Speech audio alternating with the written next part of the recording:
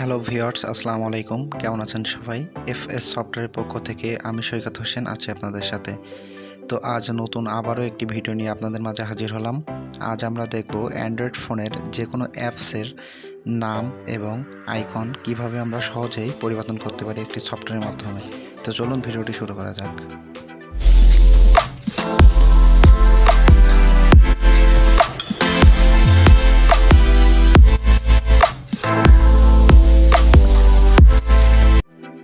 প্রথমে আমরা ফোন থেকে প্লে স্টোর অ্যাপে যাব। দেন এখানে আমরা সার্চ দেব এক্স আইকন চেঞ্জার। তো এক্স আইকন লেখার সাথে সাথে নিচে দেখুন চলে আসছে। তো এতে আমরা ক্লিক দেব, দেন ইনস্টল করব।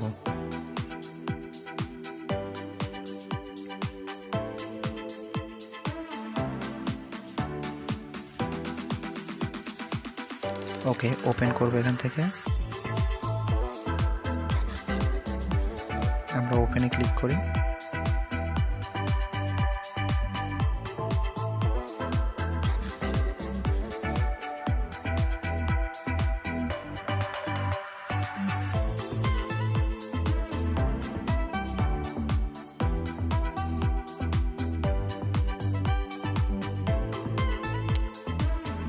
তো আমাদের অ্যাপসটি ওপেন হয়ে গেছে।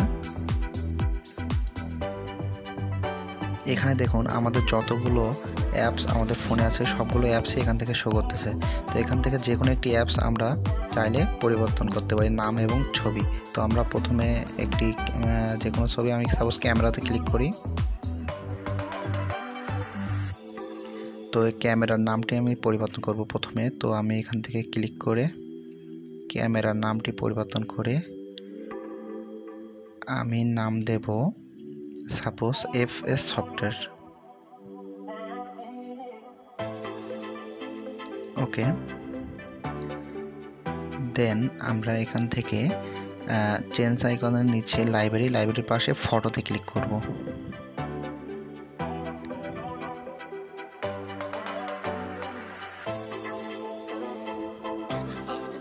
দেন এখান থেকে গ্যালারিতে ক্লিক করব।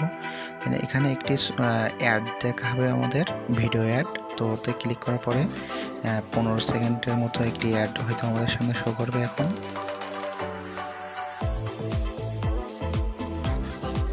ওকে, তো অ্যাডটি প্লে হয়েছে।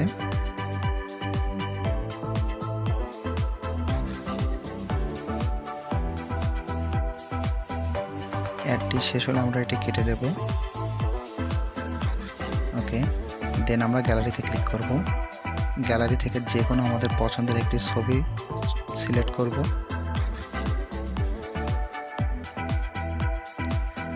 সাপোজ আমি একটি গাড়ির ছবি নেই। দেন এখানে দেখুন অনেকগুলো অপশন আছে। তো আমি এই সার্কেল অপশনটিতে ক্লিক করলাম। দেন আমার মতো রিসাইজ করে নিয়ে ডান। ওকে, দেখুন আমাদের আইকনটা চেঞ্জ হয়ে গেছে। এখান থেকে ওকেতে ক্লিক করলাম। দেন এখানে একটি অ্যাড শো করতেছে। তো অ্যাডটি আমরা কেটে দেব।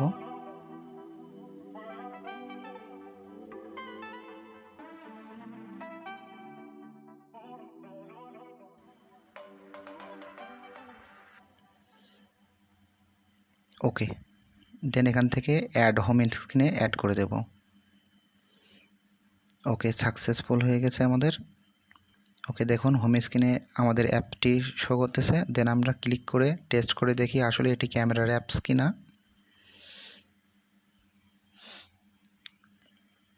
তো আমি এটি ওপেন করি।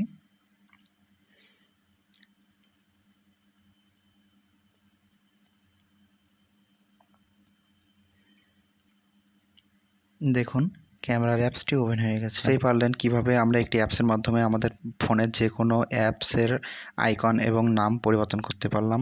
তো ভিডিওটি ভালো লেগে থাকলে অবশ্যই ভিডিওটিতে একটি লাইক দিবেন এবং চ্যানেলটি সাবস্ক্রাইব করে পাশে থাকবেন। ধন্যবাদ।